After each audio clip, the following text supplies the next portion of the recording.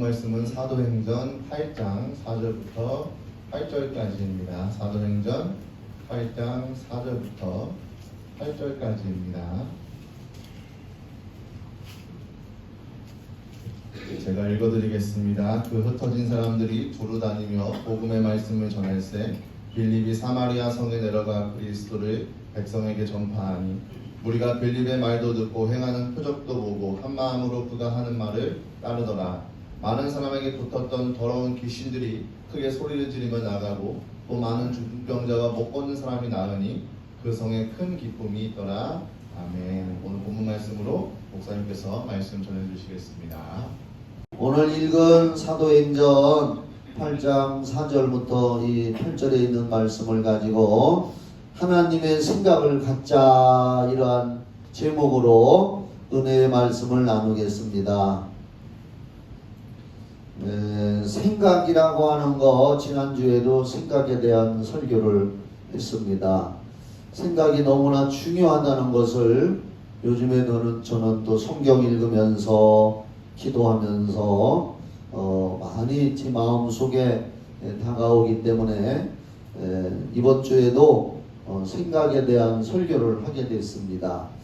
저도 이렇게 지금까지 삶을 살아오면서 많은 분들이 저에게 해준 말, 이런 것들이 제 마음속에 잠재의식 속에 생각으로 자리 잡고 있고 많은 또 도움도 받고 있습니다만은 제가 어려서부터 이렇게 살아오면서 생각할 때 제 마음속에 항상 저희 엄마라고 할게요. 뭐 세상 떠나셨지만은 엄마가 어려서부터 제게 해준 말이 항상 제 생각과 행동을 굉장히 영향을 준 것 같습니다. 어릴 때, 왜냐하면은 그때 시절에는 농촌에 사는 분들 전부 다 우리나라가 어려운 시절이거든요. 불과 50여 년 전에 한국은 굉장히 가난하고 어려운 나라였습니다. 그런데 하나님의 은혜로 불과 50년 만에 한국은 세계 선진국의 대열에 있고 경제 대국에가 있다는 거 하나님의 은혜인 줄 생각합니다. 불과 50년 전에 우리나라가 굉장히 가난한 시절에 농촌에서는 전부 내 땅 가지고 사는 사람들 별로 없고 어렵게 살고 우리 가정도 그랬었죠. 그런 가정 중에 이제 우리 가족들이 많은데 엄마는 나한테 항상 개인적으로 이렇게 단둘이 있을 때나 이럴 때 우리 엄마가 저한테 그런 얘기를 항상 해줬습니다. 제 이름 이제 2개거든요. 대영아, 너는 커서 어른이 되면 너는 펜대를 가지고 살아야 돼. 이제 뭐 공무원이 되거나 뭐 되거나 이런 거 하라는 거잖아요. 농촌에서는 참 어렵게 하니까 그때 당시 어른들은 그 어려운 환경 가운데서도 자식들 공부시켜서 어떻게 해서라도 그 출세시켜서 뭐 먹고 살게 하려고 자기들은 고생하고 희생해도 자기들처럼 살지 말고 그래도 좀 나은 생활을 하라고 그때 당시에 뭐 동경한다는 것이 훌륭한 공부를 해서 되게 좀 공부해서 지금까지도 그래요. 아직까지 공부해서 훌륭한 사람 되라, 이런 말들이 이제 지금까지도 되게 그렇잖아요. 근데 이제 우리 엄마는 특히 이제 어렵게 사는 환경 속에서 저한테 너는 꼭 그랬습니다.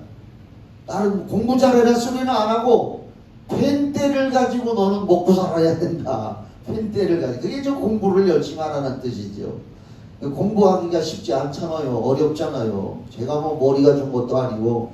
그 소리를 항상 제 마음에 깊이 그것이 박힌 것 같아요.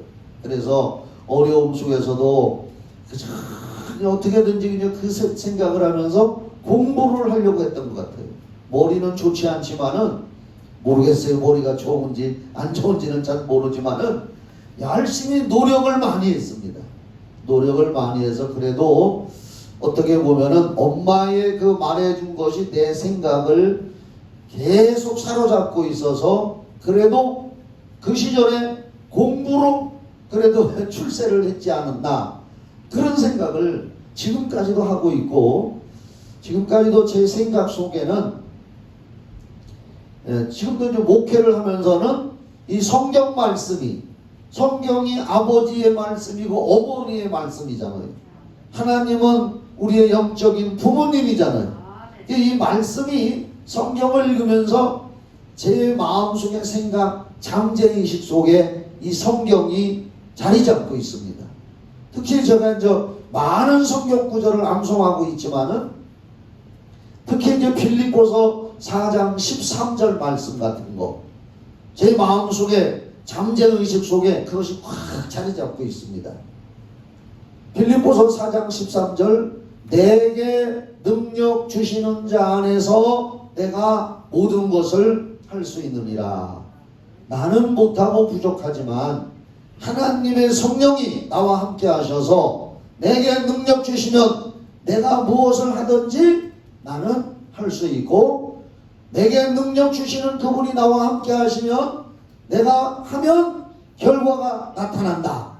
지금까지도 그런 마음의 생각이, 성경이 이제 나를 지배합니다. 어려서는 엄마의 말이 나의 생각을 지금까지 지배해주고 있었지만은 이제는 이제 목회자가 되고 성경을 읽는 성도로서, 나도 성도로서 성경이 나의 생각을 지배합니다. 그래서 성경의 생각을 따라서 살아가니까 하나님의 일도 하게 되고 설교도 하게 되고 또 하나님의 생각에 내가 사로잡혀서 이렇게 세상을 천국 갈 때까지 살아갈 수가 있고, 성경은 이제 하나님의 생각입니다. 오늘 여러분들도 이 성경은 하나님의 생각이라는 것을 여러분 마음의 잠재의식 속에 깊이 심어 놓으시기를 바랍니다. 제가 이제 목회를 하면서 이제 책도 여러 가지를 많이 읽어보고 그랬는데, 에디슨이라는 사람 너무나 잘 알잖아요. 발명왕 하면 에디슨이잖아요. 에디슨이 천재적인 머리를 가지고 있는데 그 엄마가 초등학교를 넣었는데 너무 머리가 좋으니까 엉뚱한 말을 많이 하는 거예요. 학교 들어가서 엉뚱한 말을, 예를 들어서 선생님이 수학 시간에 하나 더하기 하나는 둘이다 맞잖아요. 그렇죠? 근데 에디슨이 선생님 그게 아닙니다. 하나 더하기 하나는 꼭 둘이 아니라 하나가 될 수 있습니다. 하나 더하기 하나는 둘만이 아니라 하나가 될 수 있습니다. 그러니까 선생님이 이상하게 생각한 거예요. 좀 이상하다. 근데 내가 그렇잖아요. 하나 더하기 하나는 둘인데 하나 될 수 있거든요. 물방울을 하나 갖다가 하나, 두 개를 갖다가 더해봐요. 물방울 또 다시 큰 물방울 하나가 됩니다. 이건 내가 생각한 거요. 그 책을 읽으면서 거기는 그렇게 안 나와 있지만, 그러니까 에디슨은 아마 그런 걸 생각했는지 머리가 천재적이기 때문에, 그러니까 얘가 하도 그러니까 선생님이 나는 얘를 도저히 가르칠 수가 없다. 학교에서 막 반강제적으로 태양을 맞았다 그러더라고요. 에디슨이. 그런데 엄마가 자기 아이의 선생님은 몰라주더라도 우리 아이는 천재적인 애다. 그래서 이 아이를 엄마가 너는 할 수 있어. 너는 앞으로 크게 성공할 수 있어. 자꾸 엄마가 말을 해줬다는 거예요. 그래서 에디슨이 이제 천재적인 머리를 가지고 태어나서 모든 과정을 집에서 거의 공부하다시피 해가지고 전구를 만들었잖아요. 우리가 이 불 켜는 거 전구. 이 전구나마 하나 속에 작은 필라멘트 철선이 들어있는데 에디슨이 그 전구나마 하나를 만들기 위해서 6,000번 만에 성공을 했답니다. 그래서 친구들이 와서 너는 안 돼. 그거 못 만들어. 안 돼. 그러면 에디슨이 예를 들어서 5,000번 실패를 했다고 합시다. 6,000번 만에 그걸 성공했는데 거기다가 그 쇠철선에다가 전기를 통과시키면은 그게 확 타버리고 계속해서 타지 않고 빛을 발할 수 있는 필라멘트를 만들어야 되는데 자꾸 타버리니까 친구들이나 사람들이 와서 너는 못한다, 안 된다, 실패했다. 아닙니다. 나는 5,000번 새로운 사실을 발견한 겁니다. 그렇게 얘기를 하더라는 거예요. 나는 할 수 있다는 생각. 그 엄마가 심어준 생각이죠. 나는 기필코 이것을 할 수 있다.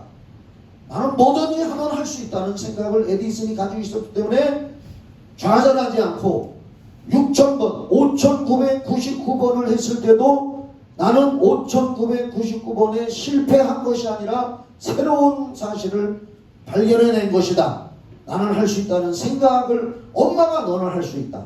너는 뭐든지 할 수 있다는 생각을 불어넣기 때문에 에디슨이 6,000번 만에 전구를, 그 필라멘트를 발견해서 우리가 지금은 뭐 새로운 것들이 많이 그 후에 이제 과학이 자꾸 발전해서 나왔지만은 에디슨이 처음에 전구를 만들 때는 6,000번 만에 성공했다는 겁니다. 여러분, 말이 6,000번이지 그걸 실험하고 또 하고 안 되는 거 또 하고 또 하고 할 때 참 대단한 거 아닙니까?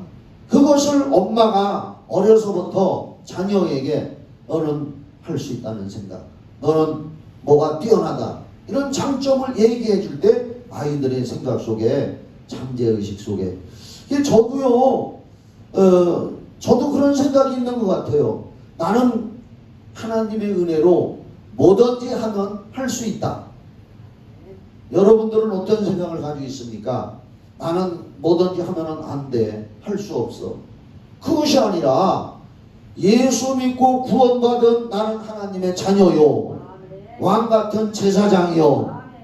하나님의 자녀이기 때문에 주님이, 성령이 내 안에 지혜를 주시고 능력 주셔서 나는 뭐든지 하면 할 수 있다. 이런 생각으로 여러분 계속 자기를 훈련시키고 연습하고 생각하고 말을 한다는 것이 중요하고요. 어린 자녀들, 손자들, 자녀들에게도 그런 생각을 넣어주시기 바랍니다. 힘든 게 없을 수는 없어요. 무언가 하나, 우리 여기 피아노 치는 피아노 학과 나온 자매도 있지만은 그런 거 하기가 얼마나 힘들어요. 그러나 연습을 수없이 할 때 힘들고 어려워도 나는 기필코 할 수 있다. 그런 생각이 있을 때에 더 파고들 수 있는 겁니다. 저는 지금도 그런 생각 가지고 있어요. 제가요, 이거 제 개인적인 원고에 없는 얘기지만은 작년 10월 12일 날 전자 색소폰을 구입했어요. 그것이 작년 10월 12일입니다. 하모니카 불다가 어떻게 우연찮게 유튜브를 이렇게 보니까 전자 색소폰이라는 게 있어요. 이상한 악기요. 그래가지고서 어떻게 해가지고 이제 할부를 해가지고서 108만 원을 주고서 그걸 샀어요. 내가 색소폰 문지 하나 집을 줄도 모르고 아무것도 모르는데 그걸 딱 갖다 놨는데 아주 막막한 거예요. 이걸 코로나 시대에 어디 학원에 가서 배우기도 그렇고, 색소폰, 리얼 색소폰, 실제 색소폰 가르치는 데는 있어도 전자 색소폰 가르치는 데는 없거든요. 아직까지 생소해요, 그 악기가. 그런데도 그 유튜브에서 찾아서 배우고 또 처음에 가져와서 이거 손가락으로 해보려니까 이게 안 되는 거예요. 뭐 내가 이걸 해봐야지요. 그런데 이제 지금요, 10월 12일이니까, 작년 10월 12일이니까 5월 12일이면 이제 한 7개월이 넘은 거예요. 지금은요, 완전히 완벽하게 잘해요. 그걸 배우면서도 어려움이 있어요. 정말로 어려워요. 이 운지법을 처음에 이 손가락, 제가 또 새끼손가락이 남보다 더 짧아요. 이따가 한번 끝나고 제 새끼손가락 한 번씩 잡아보고 가요. 얼마나 짧은지. 그런데요, 이 새끼손가락 얘기도 또 나왔네. 우리 엄마가 날 보고 너처럼 새끼손가락이 작고 여기가 이렇게 꼬부러진 사람은 부자로 살 거다. 그렇게 또 얘기를 해주는 거예요. 제 새끼손가락이요, 요거 봐요, 요거 봐요. 얼마나 작은지요. 세상에 나처럼 새끼손가락 작은 사람은 이 지구상에 10명도 안 될 것 같아. 그런데 우리 엄마는요, 요걸, 제 새끼손가락은 짧으면서도 끄트머리가 이렇게 살짝 휘어졌어요. 양쪽 다. 근데 우리 엄마는 어려서 요걸 이렇게 보면서, 대영아, 너 그렇게 생긴 새끼손가락을 가진 사람은 앞으로 부자로 산대야. 이게 굉장히 자부심을 가진 거예요. 이렇게 생긴 손가락은 엄마의 생각이 그렇게 해준 거예요. 그러니까 이 손가락을 해가지고 색소폰을 부를 때 요게 이제 하다 보면 다른데 자꾸 닿아요. 하도 짧으니까. 그래도 지금 이제 7개월이 넘었는데 이제는 거의 다 색소폰을 거의 다 어떤 것이든지 불 수가 있어요. 아멘도 안 해주네. 왜냐? 제 마음속에는 나는 뭐든지 하면 할 수 있다. 지금이라도 나는 뭐든지 배우면 한다. 제 마음속에는 나는 배우면 혼자 훈련하고 배우면 나는 뭐든지 할 수 있다라는 생각이 지금도 마음속에 자리 잡고 있습니다. 그것이 어려서부터 우리 엄마가 너는 할 수 있다. 이렇게 항상 긍정적으로 이야기해 준 것이 자리 잡고 있는 것 같아요. 지금도 그래요. 만약에 내가 지금부터 피아노를 한다. 혼자서 난 피아노를 배운다 하면 난 지금도 할 수 있습니다. 시간이 없어서 못하지. 제 생각 속에는 나는 지금부터라도 뭐든지 나는 하면 한다. 만약에 내가 농부로서 지금부터 농사를 짓기 시작한다면 나는 그것도 할 수 있다. 왜? 배우면 할 수 있다.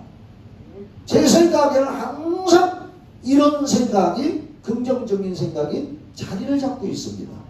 이것이 뭐냐? 어려서부터 그 어려운 환경 속에서도 엄마가 주입을 해준 겁니다. 너는 이 손가락 이런 건 부자로 살게 되고 또 너는 뭐가 어떻고 이렇게 얘기를 해준 것이, 그리고 또 이제 예수를 믿고서 성경이 긍정적인 하나님의 생각이잖아요. 내게 능력 주시는 자 안에서 내가 모든 것을 할 수 있느니라. 할렐루야.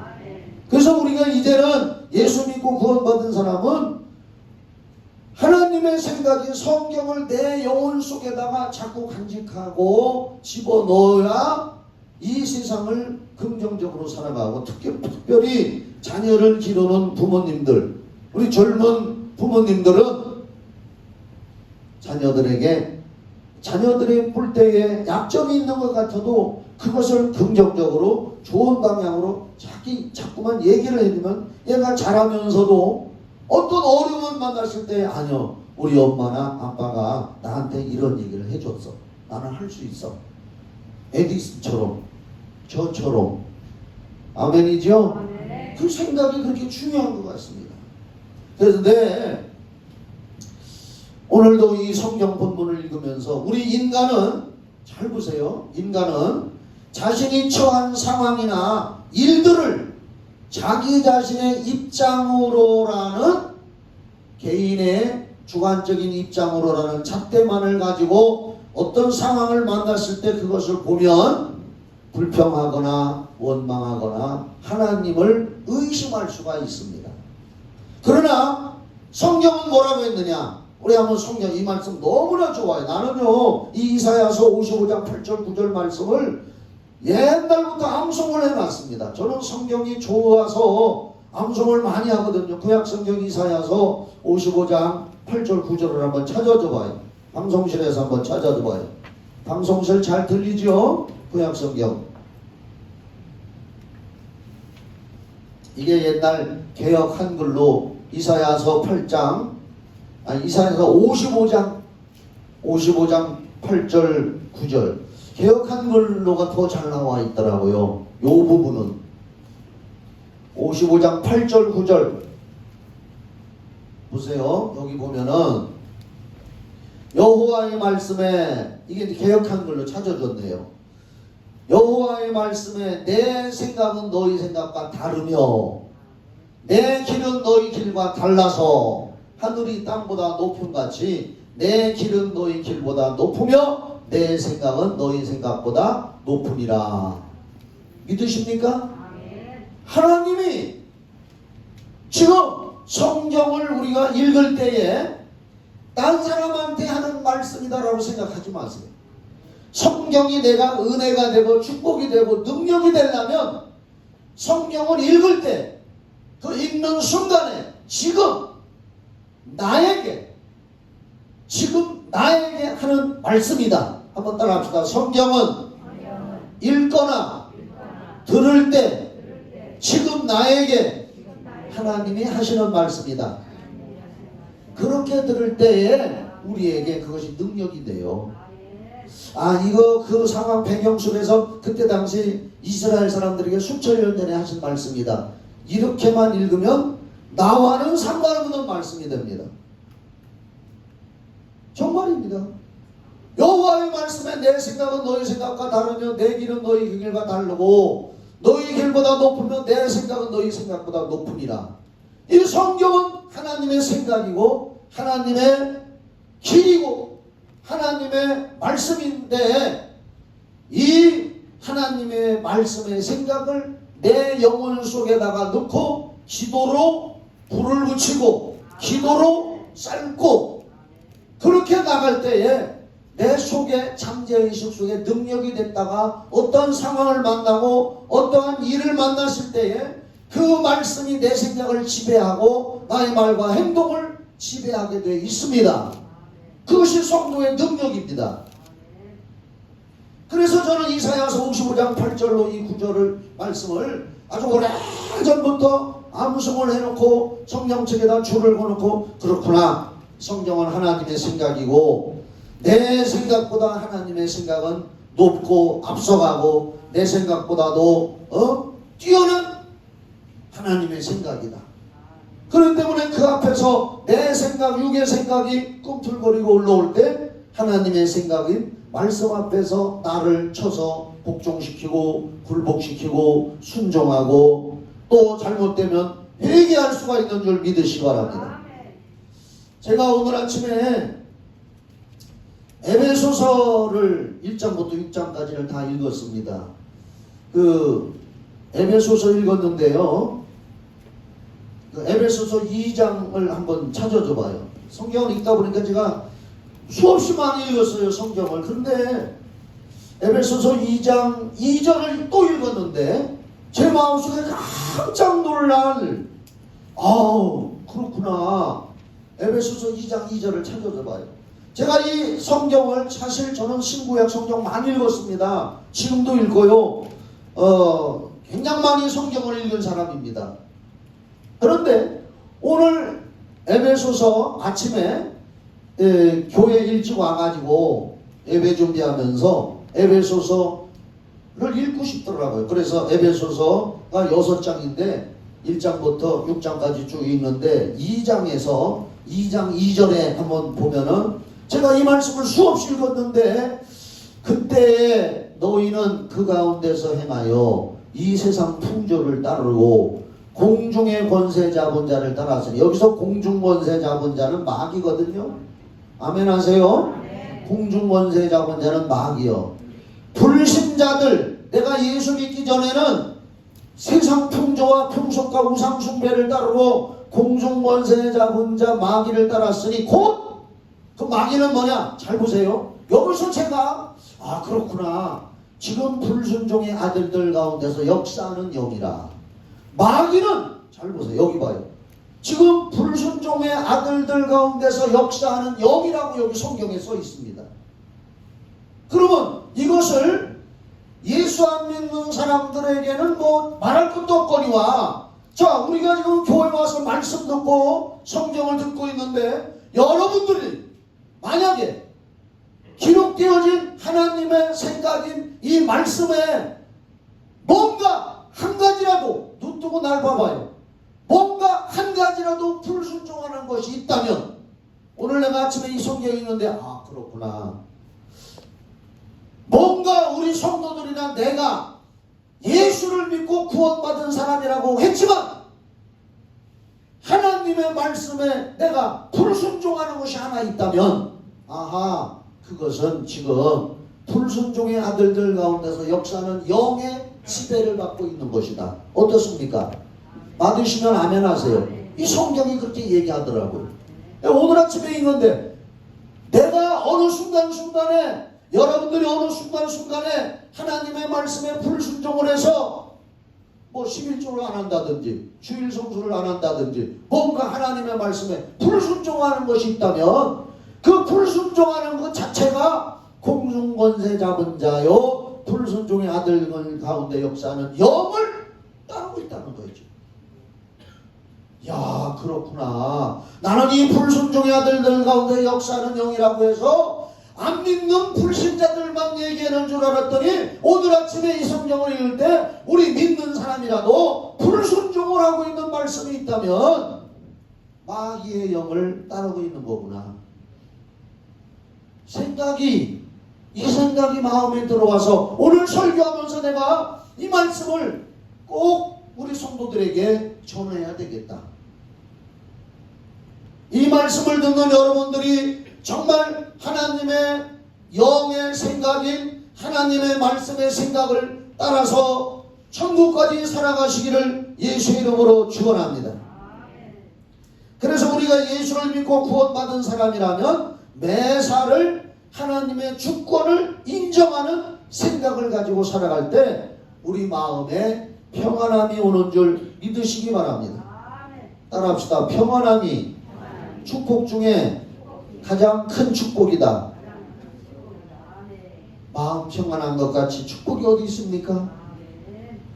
이 세상 일을 생각하면 우리 앞에 펼쳐져 있는 어떤 사건이나 내가 당면하고 있는 일, 어떠한 일, 자식의 일, 직장의 일, 사업의 일, 이런 것들을 육의 생각으로 바라볼 때 불안하고 초조하고 침담나고 실패하면 어떡하나 하는 두려움의 생각들이 엄습해 오지 않습니까? 그럴 때에 하나님의 큰 주권적인 틀에서 하나님께서는 합력하여 선을 이루도록 이 일을 인도해 주실 것이고 나는 기도하는 사람이기 때문에 구하는 자에게 좋은 것 주신다고 했고 그렇기 때문에 그 하나님의 말씀의 생각에다가 내 생각을 맞출 때에 마음에 평안함이 오는 줄 믿으시기 바랍니다. 평안함 우습게 보지 마세요. 잠언서 17장 22절에 뭐라고 써 있습니까? 마음의 즐거움은 양약이라도 심령의 근심은 뼈를 마르게 하느니라. 그래서 우리가 하나님의 생각을 가졌을 때에는 감사가 나오고 하나님의 생각인 말씀을 따를 때는 순종을 따를 때는 평안함이 따라오는 줄 믿으시기 바랍니다. 그렇지 않을 때는 두려움과 의심과 근심 염려가 따라오는 것입니다. 그래서 우리는 어떤 일을 만나든지 하나님의 주권적인 생각을 가지고 하나님의 주권을 인정해야 되는 것입니다. 이 세상 모든 일은 하나님의 주권적인 생각과 하나님의 섭리 속에서 이루어지는 것을 믿으시기 바랍니다. 왜냐?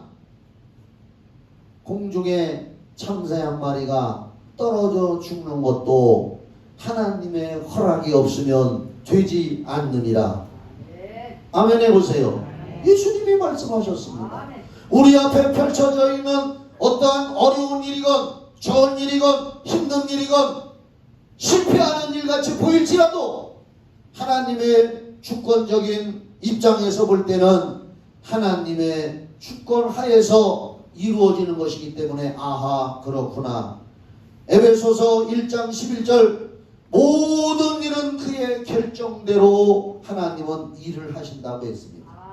제가 오늘 에베소서를 읽는데 에베소서 1장 11절에 들어보세요. 모든 일을 그의 뜻의 결정대로 일하시는 이의 계획을 따라. 할렐루야. 모든 일을 그의 뜻의 결정대로 일하시는 이의 계획을 따라 이렇게 말씀이 나와 있습니다. 그렇다면 우리 앞에 펼쳐지는 모든 일들이 마귀가 조장해서 하는 일 빼놓고는 하나님의 주권적인 생각과 그분의 뜻을 따라서 이루어진다고 우리가 생각을 바꿀 때에 그렇구나 하고 주님의 주권을 인정할 때에 마음에 평안함이 오고 감사가 생기는 줄 믿으시기 바랍니다. 욥기서를 제가 이 말씀을 준비할 때에 욥기서가 마음의 생각으로 떠올랐습니다. 설교를 준비하면서 이 말씀을 이렇게 타이핑을 치면서 기도하면서 설교 준비할 때 기도하면서 성경 찾아가면서 하나하나 이렇게 준비할 때에 욥기서가 마음에 성령이 인도해 주시는 걸 느꼈습니다. 욥이 우리가 보면 엄청난 어려움을 당했지 않습니까? 아마 이 지구상에 욥과 같이 어려움을 당한 사람은 없을 겁니다. 욥은 동방의 의인이요 부자요 자식이 10남매나 됐습니다. 그런데 순식간에 하루아침에 자식이 10남매가 다 죽어버렸습니다.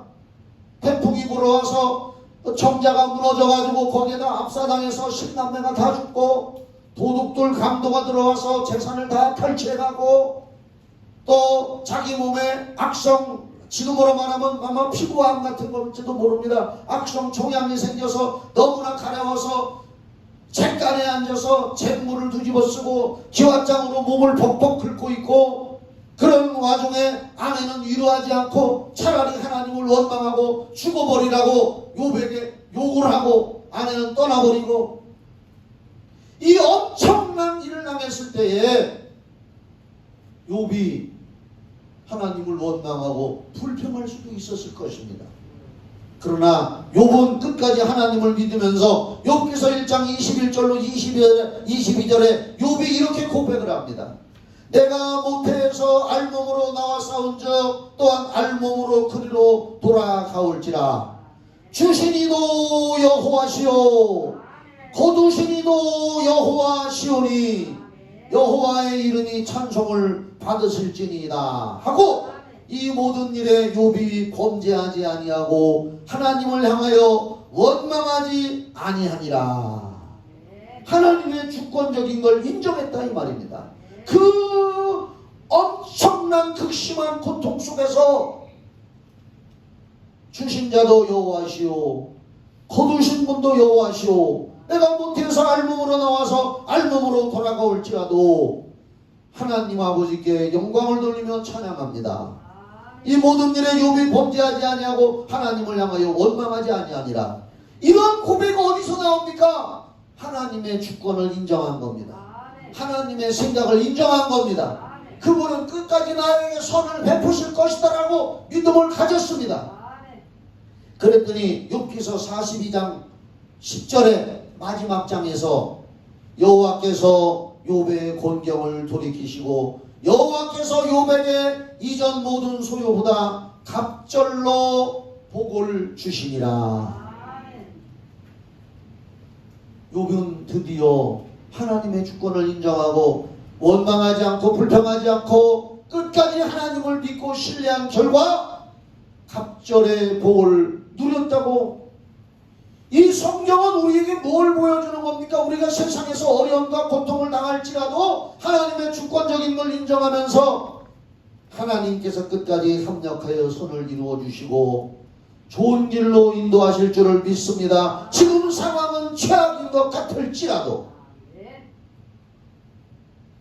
오늘 본문을 한번 보십시다. 사도행전 8장이지요. 이제 본문을 좀 얘기하고 마치도록 하겠습니다. 사도행전 8장. 사도행전 8장 오늘 본문이 4절부터인데 한번 1절부터 한번 보십시다. 1절부터.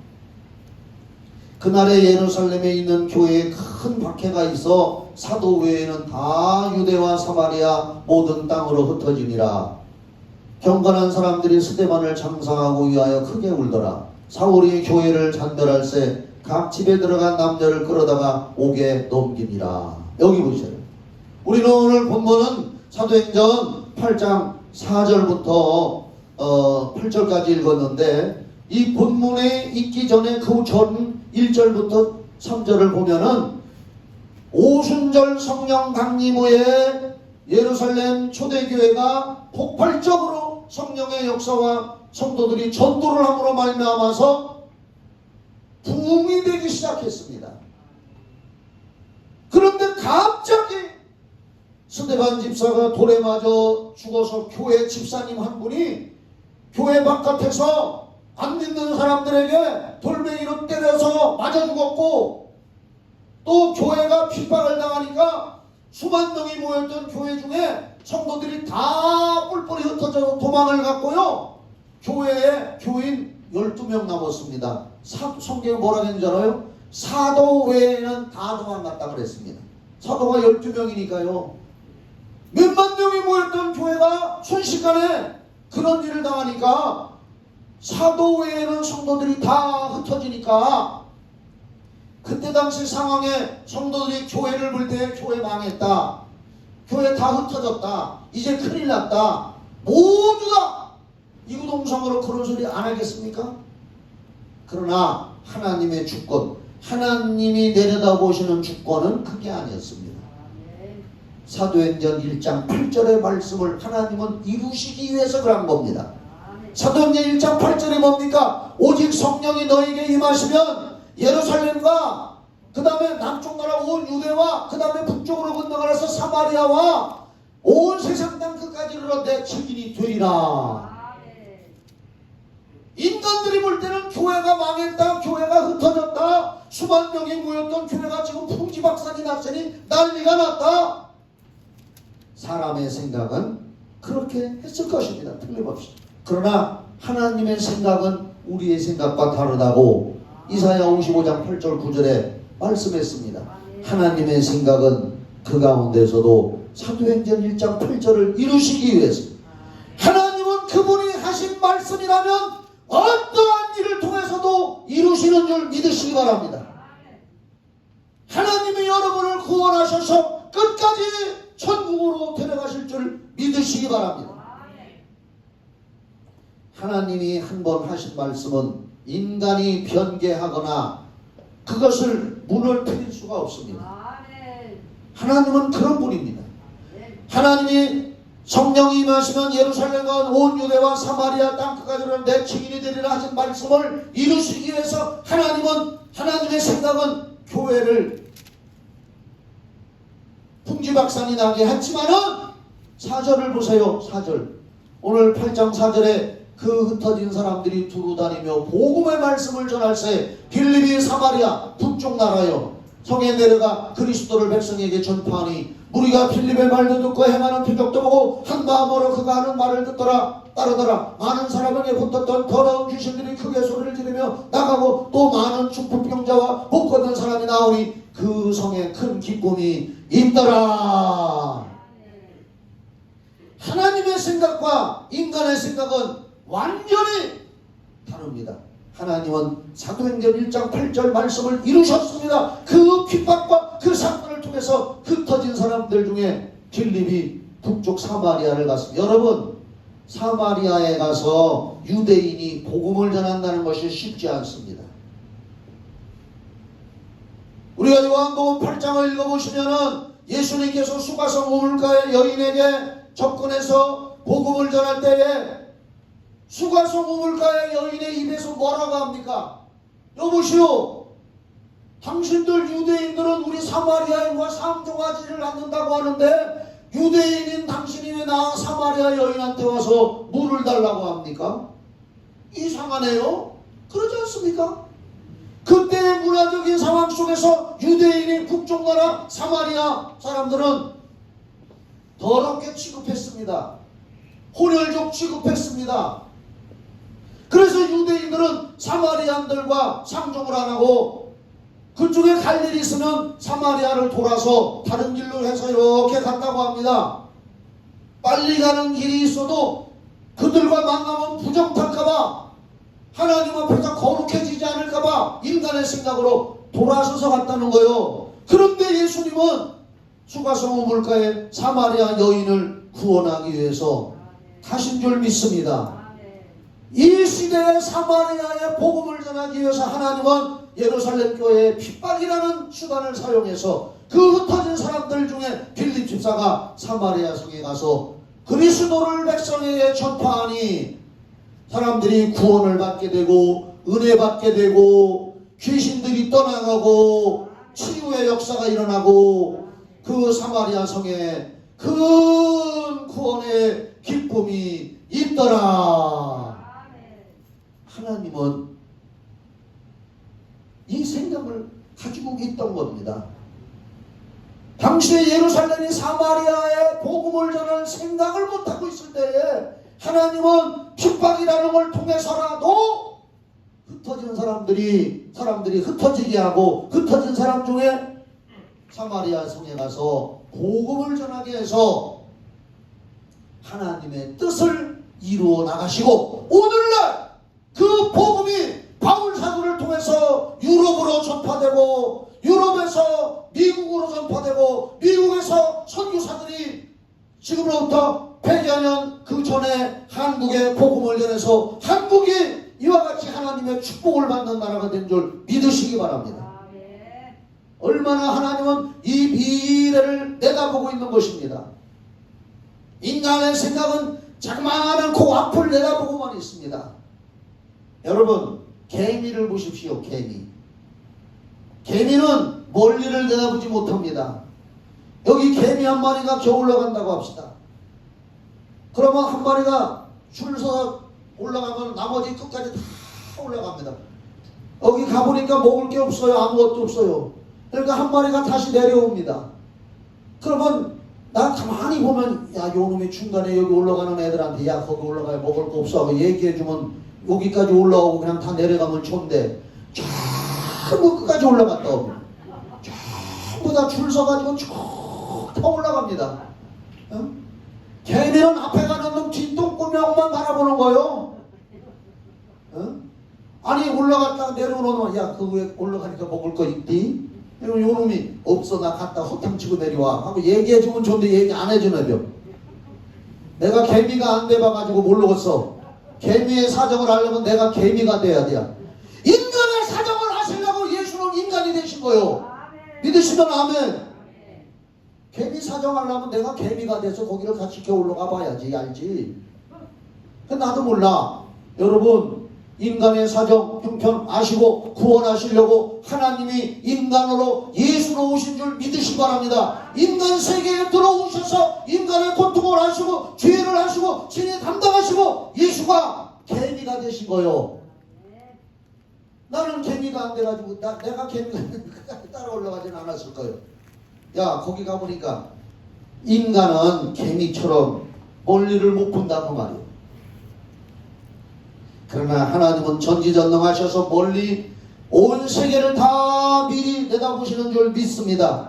그래서 우리는 하나님의 생각을 갖자는 거예요.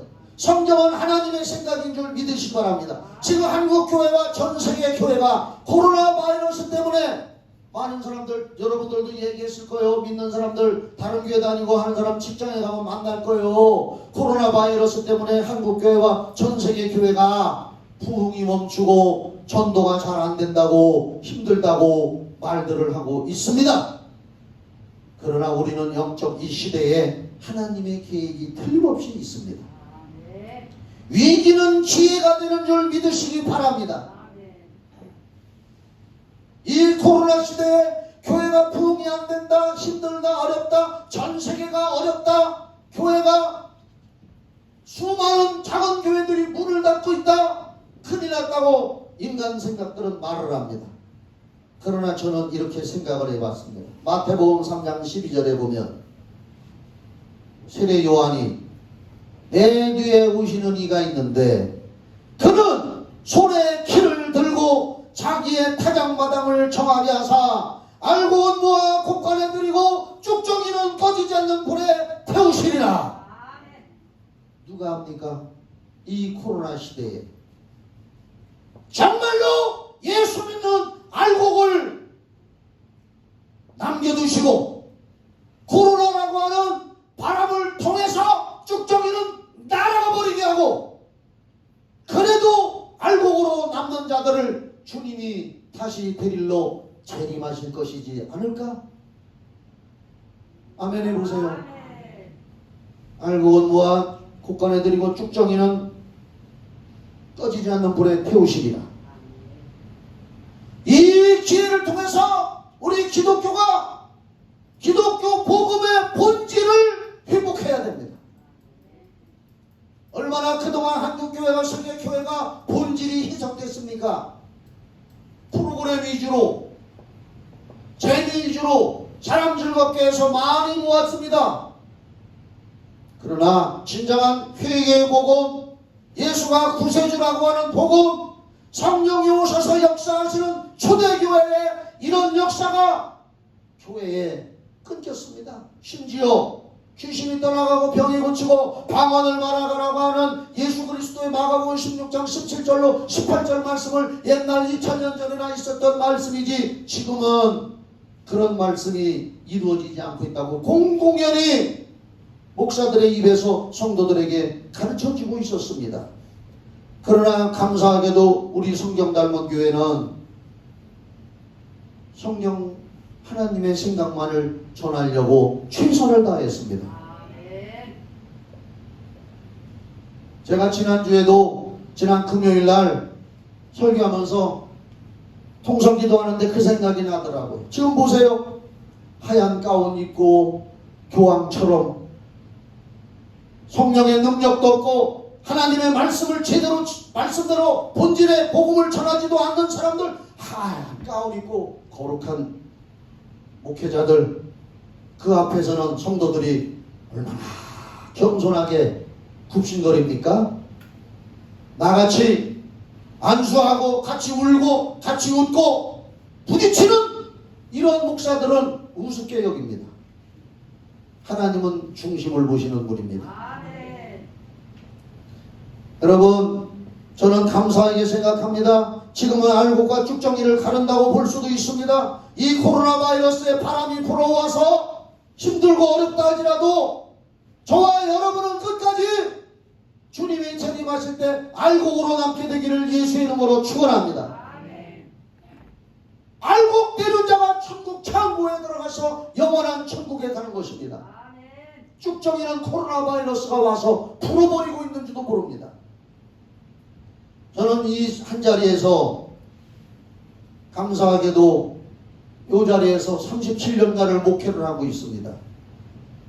이 목회를 지나보면은 참으로 저는요, 마지막 이 세상을 떠날 때 누가 나한테 김 목사님 목회가 어땠습니까? 하고 나한테 물어본다면 나는 너무나 즐겁고 행복한 목회를 했습니다. 나는 성경대로 내가 하고 싶은 거 다 해봤습니다.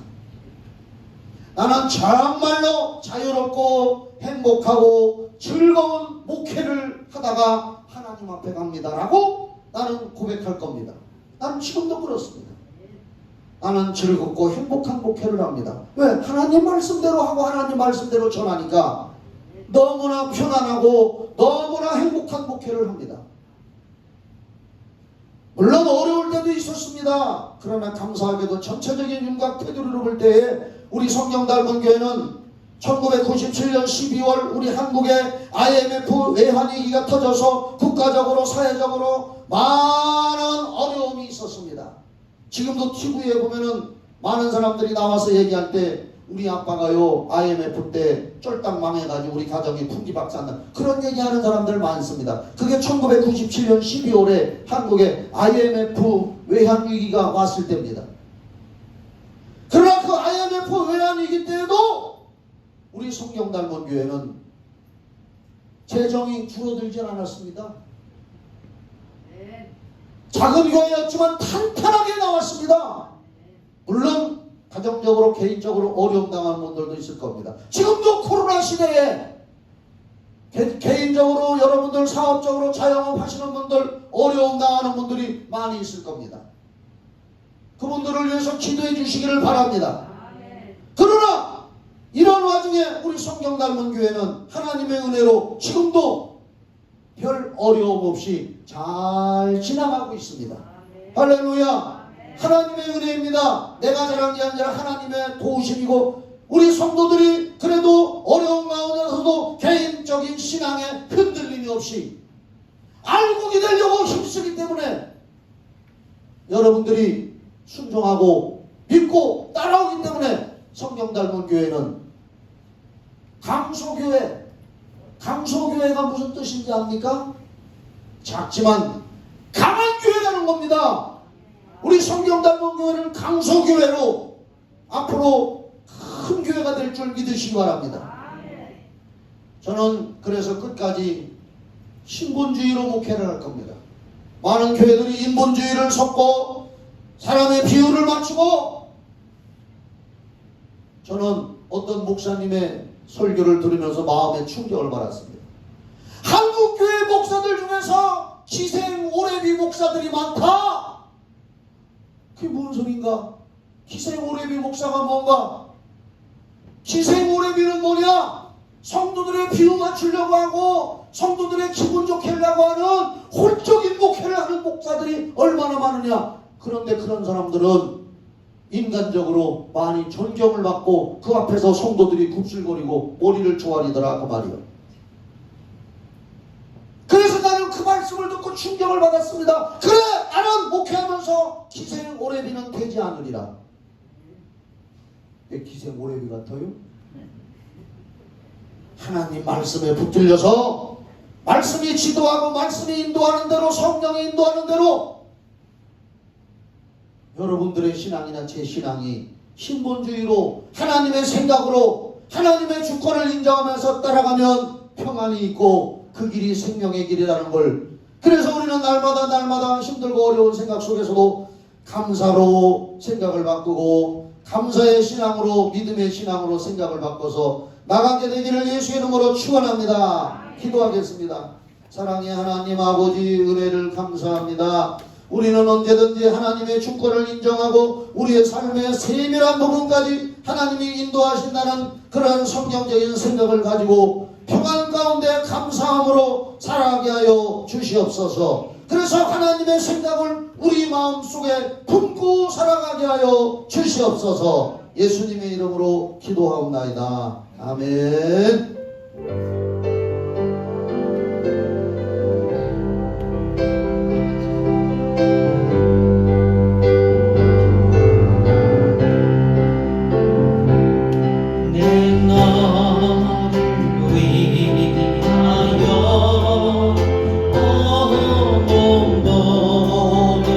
생각하면서 한번 불러보세요. 찬양 참 좋더라고요 요새. 내 죄를 속하여 살 길 주었다. 널 위해 못 죽었나. 너는 주느냐.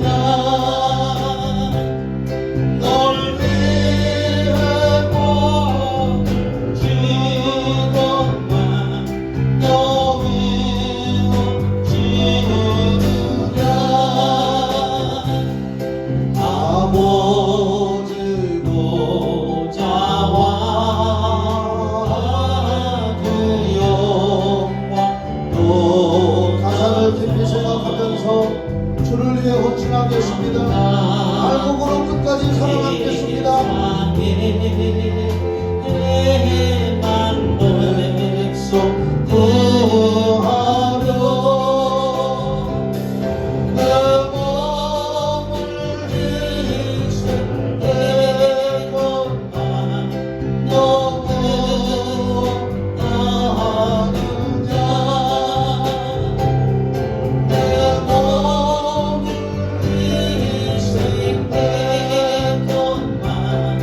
너무